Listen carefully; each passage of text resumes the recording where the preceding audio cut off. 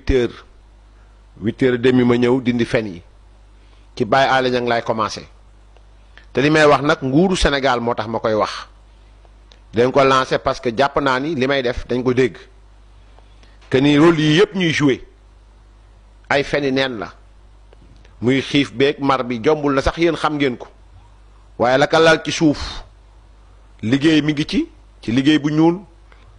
créé ay fen mi ngi ci te dama leen tegal audio Baye Alé Niang léegi ngeen dégg ko ca lam doon wax ak sëriñ bi ci grève de la faim beeg yeneen demee noonu am na yeneen yoo xam nag maa ngi ko gardeel ci digganteem ak Ousmane Sonko ak digganteem ak leneen ci loo xam ne sénégalais yi umpale nañ ko mais le fait que l'état bàyyi Pape Alé Niang mu génn man dama jàpp ne Baye Alé Niang mësta feebar da doon feebarlu du ma ci sori damay daal di leen dégtal léegi audio boo xam ne dafa may wax ay waxam la ci loo xam ni moom moo ko wax ñëpp dégg ko ma fas ko yéen a tegal leen ko ngeen dégg ko incha allahu taala du ma ci sori mais état bi it da ci bàyyi xel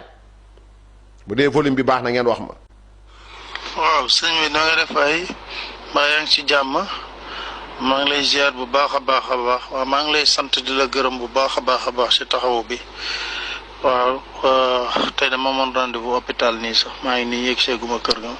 mais alhamdulilah yal na yàlla nangu ñaan yëpp yal na yàlla taxaw yàlla na yàlla dëgëral ngir ñu mën a jëriñ askan wi maa ngi lay waaw sëñ bi maa ngi lay ziar bu baax a baax waaw xam nga rek grève de la faim bi moom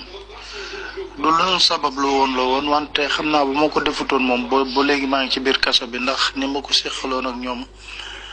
seenug saay-saay weesu na foofu xeex bi ma xeex ak ñoom ci biir kaso bi def naa moo tax ñu. kon yéen a ko déggandoo c'est-à-dire état bu Sénégal laay waxal yii ñuy jéem a def et c'est pas la première fois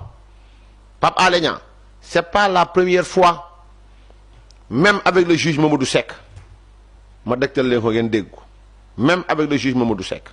waxoon naa leen ko fi diggoon naa ko moom it voilà waxoon naa ko fi diggoon naa ko fi moom it voilà donc man lu ma leen dig moom bu sooba yàlla xanaa ma dee de mais dinaa leen ko tegal incha allah te nag am na ci yu ma denc yoo xam ni it wax dëgg yàlla bon voilà yéen a ma gën a xam. waaw sëñ bi dafa am la ma la fàtte woon a wax rek ma dolli ko ci léegi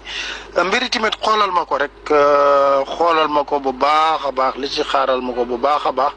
bu nekkee ne suba mën naa fa dem rek mu jox ma sama passeport incha allah ma doog fa dem lu ko mooy rek tamit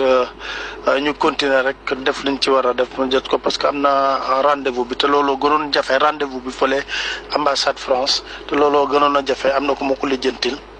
léegi daal ñu def ci li ci war yoo nga xam ne su ma demee daal moom daal tontu bi waaw rek lay doon am sa passeport a ngi nii demal nga xoolal ma ko waaye soo ma ko mën a dimbali jërëjëf maa ngi lay sant di la gërëm. yónnee naa la turam Mamadou Seck mooy juge bi téye sama passeport bi yónnee naa la ko suba incha allah fas yéene dem bureau parce que avocat yi déposé nañ ko pour mu jox ma sama passeport incha allah suba Mamadou Seck la tudd Mamadou Seck juge Mamadou Seck. voilà donc yéen a ko déggandoo man état bi laay waxal. c'est-à-dire que ils sont dans la manipulation ak yëfu sëriñtu xam-xam bu ñuul nekkuñ ci leneen Pape Alé c'est-à-dire que dans les autres audios yi fi ne il a dit pire que ça stratégie bi nga xam ni moom la ñuy def ñoom pour génn ci kaso bi mooy xiif faire semblant ci malaise faire semblant ci feebar faire semblant ci réanimation audio yaa ngi fii